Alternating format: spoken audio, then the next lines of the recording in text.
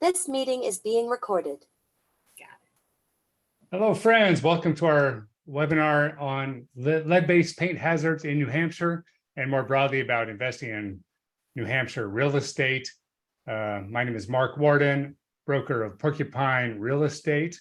We are a boutique real estate firm specializing in residential and investment properties for liberty-minded people. And we're super excited tonight to have our guest, our special guest, Brittany Ping. Hello, Brittany. Hi, Mark. How are you today? Doing well, thank you. Give us a little bit about your background and your company. You guys are doing awesome work here in New Hampshire. Tell us, tell the listeners what you have to offer. Awesome. So my name is Brittany Ping. I'm the Director of Property Management for Ledgeview Commercial Partners. We are a brokerage located in West Manchester. We specialize in multifamily investment and property management, mostly in the Concord to Manchester corridor. So I'm very familiar with Hillsborough County and what our market looks like here. So I'm really excited to start this New Hampshire Landlord 101 series and talk a little bit more in the deep dive of the things that I get to do for owners on a day-to-day basis. And what I know you and I are encountering as real estate professionals in regards to some hot topic issues in New Hampshire. That's very well stated. Thank you. Yes, we both work with a lot of investors from both in-state and out-state, particularly those from the West Coast or different parts of the country. They're not familiar with the housing stock situation in New Hampshire and how we have a lot of buildings that are built 100 years ago or more, when there was the big the mill yard type of industry along the Merrimack River here in New Hampshire, where both you and I live in Manchester. So what we want to do is protect our customers and our clients and inform them about some of the risks as well as the benefits of investing in real estate. So today we want to talk and do a bit of a deep dive into the whole idea of lead-based paint hazards. It's not just paint, but lead-based hazards altogether. It could include water lines and such. So we have a screen up here and a screen share and a PowerPoint presentation. So why don't you get us started with some of your experience? Actually, tell us about our responsibility as professional landlords and I think that is the first and leasing slide. agents. In your case, you know, what do we have to tell clients? Okay, go ahead. I think that's on the slides. Okay. Let's see. I bet that's what I think the first thing is as well. Okay. So one of the reasons why when we were talking about, hey, what do we think is like Landlord 101 in New Hampshire? Lead-based paint is something that comes up when you and I were talking. It comes up a lot in regards to rentals and leasing and purchase and sales, because about half the homes built before 1978 have lead-based paint. So 2 out of 3 homes built between 1940 and 1960, and 9 out of 10 homes before 1940. So this is really important to a lot of my clients because they're building they're investing in multifamily homes built between 1870 and 1920. So just because and again, here the language is likely, because the knowledge and reports that we necessarily have on a lot of our housing stock in New Hampshire aren't that robust. And this statistic is only from 2011. This is based on the actual knowledge of lead-based paint in homes built before 1940, between the 40s, 50s, and 60s, and 1960 to 1978. And so I think if you go to one of the takeaways here from your slide, Brittany, is that the older it is, the more likely that there's lead paint on the house. Correct. Is that right? Yes. But 1978 is when the EPA banned it nationally. So after 1978, you won't necessarily see these disclosures. Some realtors might have it as part of their purchase and sale package, just as a normal addendum. I know that every single one of our leases, no matter if they were built after 1978, provides the basic lead-based paint disclosure, even though it most likely does not. Talk us through this slide here, which is, people have heard the term lead-based paint, but why is it a hazard? Because it's especially dangerous to pregnant women and children under the age of 6. So it's not a health professional, but it encumbrances brain development, and it can cause a lot of issues. So if you think that there's lead-based paint or there's a probability, there are things that you can do if you have deteriorated paint. You can cover it with this is duct tape or contact paper. You could always just choose to leave your upper part of your window open, not the lower. If you've walked properties and you've seen like a lot of debris in the old window sash and like some wooden windows, The probability in an older home of some of that being lead-based paint dust is high. Making sure when you're opening and closing doors that might be that friction contact, things you can do there. Baseboards, just covering your floors with area rugs, staircases, the toddlers learn how to climb up. Their fingers might be in a lot of contact, friction based with lead-based paint. So maybe stair runners, things like that in your home. And just really, you could bring lead from outside into your home. If you've had an old painted house for a long time and you put up new siding, well, that soil might be contaminated with lead-based paint and be causing a destructive chemical to come into your home. And, same thing, some of those concerns. So if we have an investor who wants to be a responsible landlord and protect tenants, particularly the kids going in the future, are there simple fixes that may cost money, such as replacing all the windows, replacing the doors with new, like, I don't know, vinyl windows or something, so you don't have that friction along the door jamb and the window frames? Yeah, so it's I've been through lead order programs, I've been through voluntary lead abatements, and one of the things I always tell, especially tenants as we're going through this, is like, wherever you think there may be lead isn't necessarily where lead is. Like, lead, they did not discriminate where they put lead-based paint. But yes, simple upgrades, things like windows, doors, kitchen cabinets, some of those really original, beautiful things, updating those might remove potential lead-based paint hazards. But also just thinking about, is the paint that's on the interior and exterior of my home deteriorated? And if it is, can you be covering it? Can you be making sure that you're staying on top of it so it doesn't get dry, weather, aged, cracked, and is causing that friction that is going to be dangerous. So we have an obligation. So this is kind of that, what is our responsibility? How do we make sure that the people that we're working with have the knowledge about what is lead-based paint? What is lead hazards in general? Like you said, there's not just paint, but there are other lead hazards in the home. So the EPA has this pamphlet. I always tell people, it's, I think it's 24 pages or something like that. Like, it is large. We provide it to you digitally. I always give an option for it to go in their hand as well. It's wonderful. It's full of resources for an owner or for a tenant or for someone looking to purchase, to just kind of give you some ideas. I didn't put it in here, but the New Hampshire DHHS created a book for parents with young children, and it's called like Lead Free Me, and it's a little children's book with some extra information for parents about lead safe renovations and how to protect children from lead-based paint hazards and how to prepare children for lead safe remediation. It's kind of cool. This is a good point to remind our viewers. We have a number of people online who are watching this. You can put your questions in the chat, and one of the chat mentions here is there a requirement that children are tested for lead-based lead levels in their blood? Is that a thing in New Hampshire? It is. I think we have a slide that's going to cover it too. But so 2 times before 2 is what we do. So that's kind of the little slogan. We'll get to that slide, but I do want to hit it. It is it is that parents can opt out, but it is standard practice at the first year appointment and second year appointment for all children in the state of New Hampshire that their lead levels are tested, and then they will catch up. So if you do miss that first and or second year blood level, if you go in for your normal pediatric checkups all the way through the age of 6, the doctor is required to offer you this lead-based paint screening so that you get 2 lead-based paint 2 lead level tests. It's not for just paint, obviously. That's just my world that I'm always focused on. Is that each child under the age of 6 gets 2 blood tests to screen for lead poisoning. Okay, that's right. I was in the legislature. I've served 4 terms in the New Hampshire State House of Representatives, and this bill goes back and forth every year about what the requirements should be and what the level of blood lead levels threshold should be that's reportable. Mm-hmm. It's required that you have your children go to a pediatrician, have your blood levels checked. Of course, there's no way to enforce that, but it's probably best practices.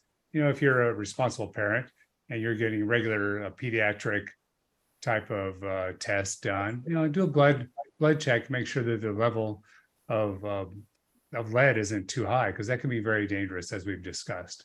Yeah, it's definitely one of the things that I discuss with my pediatrician, like what is the right step. So my children were before the lead-based paint, before the new law, the requirement went through for that children under 2 times before 2 is what we do. We actually went through a voluntary lead abatement program for our multifamily that we lived in at the time. I mean, it's very important. We want to certainly emphasize the importance of this for parents to make sure that their house is clean, there's no lead dust. Look for obvious types of lead paint potential problems. And that's why we have these disclosures and this pamphlet we share with, in your case, with all your tenants as a property manager, with me as a seller or representing the buyer of an old property. On our slide right now, we show this disclosure. I think it's very common if you've already bought a house in New Hampshire, but you haven't. Can you walk us through this, please? Yeah, so this is actually on the realtors form, which is we're both realtors. So this is what I am really used to, but the non-realtor form is very, very similar. So what it should state is your property address, and then it's giving you this another generic lead warning. It's saying, hey, if you're before 1978, this is required because there's a harmful possibility happening in this home. And so the lessor is the one who is conveying the property. So that is the homeowner, the landlord's agent, the landlord, saying the presence of lead-based paint and or lead-based paint hazards. And if they're known, you would list where they are present. Most of the time you're referring back to a report. And if you don't have knowledge, right, that doesn't mean you know there's no lead. It means that you don't have any knowledge of a lead-based paint hazard. You don't have any information on where lead-based paint is located on the property, any actual knowledge. And so records and reports then is the next piece that the lessor would be required to state. So it's whether or not there's any reports on where lead-based paint is at the property.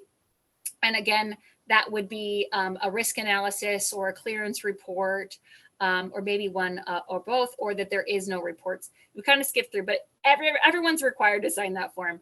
It's an $11,000 a signature violation for refusing or for failing to fill out some of that information. So it's a really important. And if you don't think it's important, then it's going to cost you some dollars in a lawsuit. This is information about where does renovation, repair, and painting. That's the one I couldn't remember earlier. RRP. So these are the things that are whether it's state or federal requirements in regards to where we get information about lead hazards in the home. So Title X is a public health. Chapter 130A is the lead paint poisoning prevention and control. And so that is a really, I have a copy of it, as a matter of fact.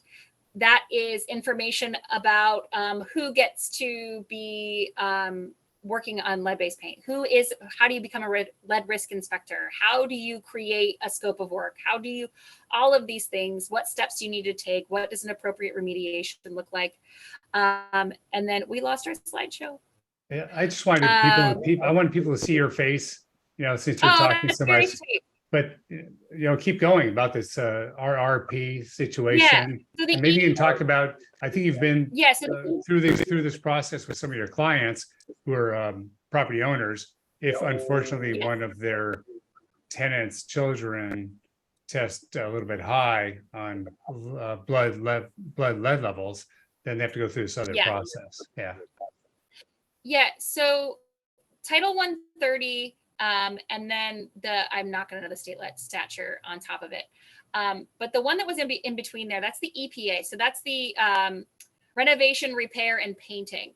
And so like my maintenance team is held to that standard, right? So it's saying if you're going to touch more than 6 square feet of paint, you're going to disrupt it. You're going to take precautions as if all paint is lead-based paint hazards, because the goal is always that you're not going to poison someone, right? So the other statute, or the New Hampshire statute, talks about the specific requirements from the state of New Hampshire to prevent lead poisoning. So this is a percentage of children 72 months and younger tested for blood lead levels by a school administrative unit. So as you can see, it's a really low percentage that we see that is getting tested for lead-based paint levels. So we're still, majority of the state is less than 25% of children are getting tested. And then number 5 is the children 72 months and younger with blood level elevation levels. So that's Manchester, unfortunately. So, that's the bright red. Yeah. One of the takeaways here from a political standpoint is that even though it's mandated by the government that all parents have their children, their 1 and 2 year olds, tested for blood lead levels, I think this slide shows that a lot of them don't do it.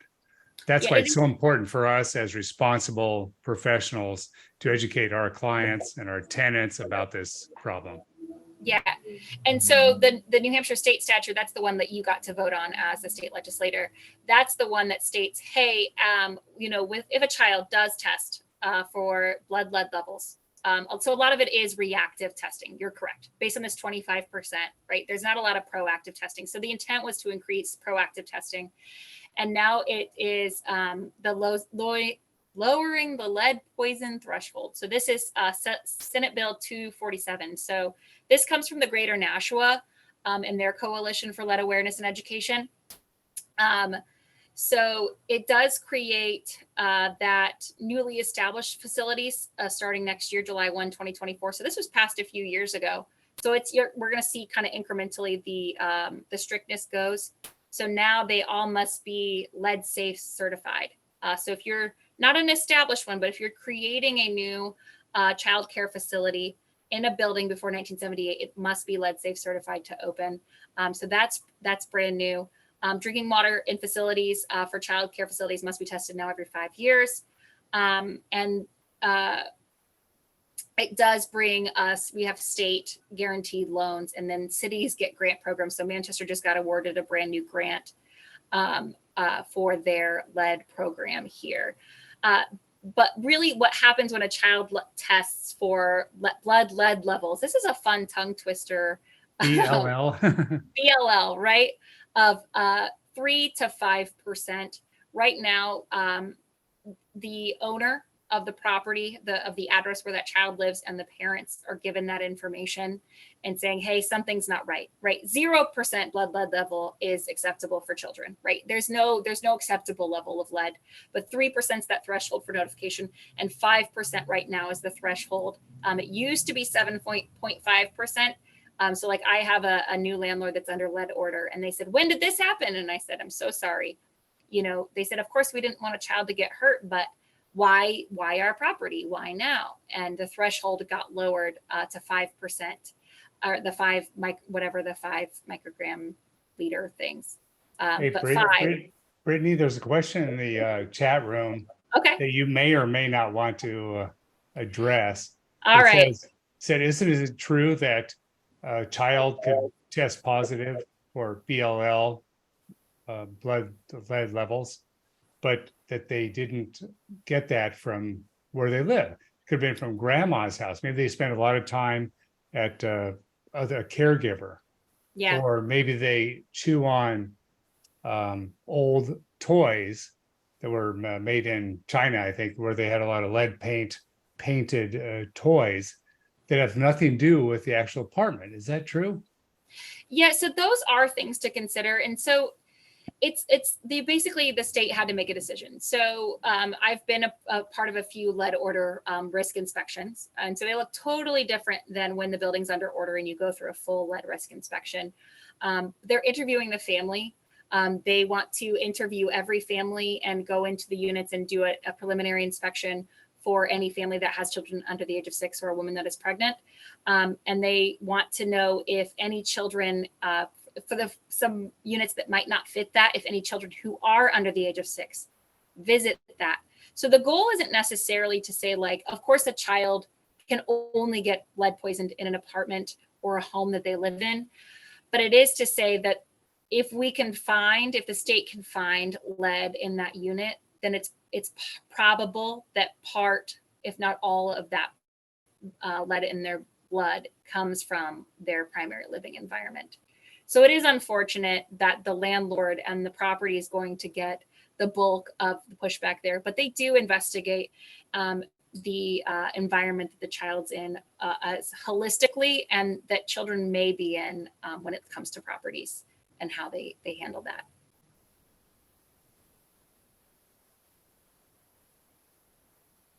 I cannot hear you. I don't know what happened. I'm back. The All right. one of the issues with properties in Nashua, Manchester, Concord is that a lot of these places also have city plumbing, and some of the plumbing fixtures in the house or in the city have lead fixtures, lead connections, and it's very possible that some of the lead poisoning is coming from that and not from the paint in a house. Yeah. So it's So it's very part of difficult to drill down on the actual source, which is why we try to educate our tenants and our clients to always be vigilant, have their children tested, consider all the sources and protect your children as best as possible. Yeah, and so in the lead orders, they will test the water as well. So I've not seen that in the voluntary ones. I may be wrong. Where you can voluntarily reach out to your cities or your counties and ask if they have the grant, or the state to ask if they have any grants available. So I know I personally went through the voluntary lead program. I had a 1-year-old and a brand new baby, and I bought a home from 1870 that, was not in great shape.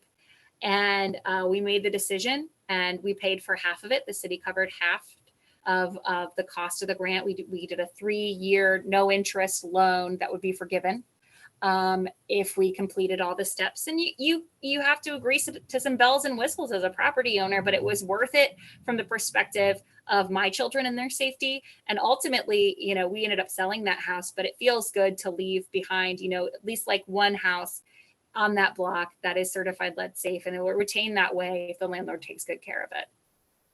Yeah, that's super important. We want our clients who are landlords to do the right thing, be responsible, take responsibility to protect their tenants as best as possible. If you are in some cases, you just don't know, and the tenants test positive for this, the children do. So you get a lead order on there, you have to repair it and renovate it and lead abatement, but your property will then be more valuable upon resale, right? If you're going to invest $10,000, $20,000 per unit in this building, you may not recapture all that upon resale, but certainly your property will be a lot more attractive to both tenants and to future buyers because you have this lead safe protection. Yeah. And one of the things, it's just an awareness. It is a diamond right now. So one of the big reasons why the city of Manchester just mailed out, a lot of things. It's not common that we have a lot of these certified lead safe properties, especially for rentals. And so, making that voluntary step and change, I've got an owner going through it with an 8 family. So what can I do next? I want to do a capital improvement. And I said, lead abatement, let's go through the lead program. I think it's an excellent way. It protects historic integrity as well. If you're in certain neighborhoods, they do consult the historic districts. It really, as someone who's been through it from a resident side, from an owner side, and then I'll tell you as a property manager, again, I have a client that's newly under lead order, and they called me and just distraught. And what do we do? And I said, here's the great news. I'm your property manager. I'm familiar with this, unfortunately, but fortunately for you, that means I've got your back through all of it. And so I think that's one of the benefits too. If you're going through it and you're not with a property manager, that's okay. But there are people out there that can tell you their experience. I really do think that New Hampshire DHHS does a great job. I've worked with many of their lead inspectors. They'll walk you through the process. It is an unfortunate part of the age of our state, but it's it's full of people that give you some of the grace and guidelines that you need to be successful and really protect these families. Well, you and I are both involved in a lot of mastermind groups and associations for landlords and real estate professionals. So we have a vast well of knowledge to help people with. And there's one more question in the chat room. I'll share that with you and then we can wrap up. But it says, Brittany seems awesome. How do we get all? I said, what about Mark? All right. Brittany seems awesome. What about Mark? Yeah. How do we learn more about her property management company? Because I'm tired of being a landlord. It's a lot of fun. So you still get to be the landlord. That's the beauty. We take over the landlord's agent. We do all that fun stuff for you. So ledgeviewcommercial.com, and you can reach me directly. B Ping. So that's B for Brittany, Ping, like a ping pong ball, at ledgeviewcommercial.com. Perfect. And I'm Mark with Porcupine Real Estate. You can find us on Facebook at Porcupine Real Estate or on the internet at porcupinerealestate.com. We appreciate everybody watching tonight. This has been a great discussion. Brittany, thank you very much. Keep up the good work. And we look forward to the next one. Awesome. Thanks so much. We'll talk soon.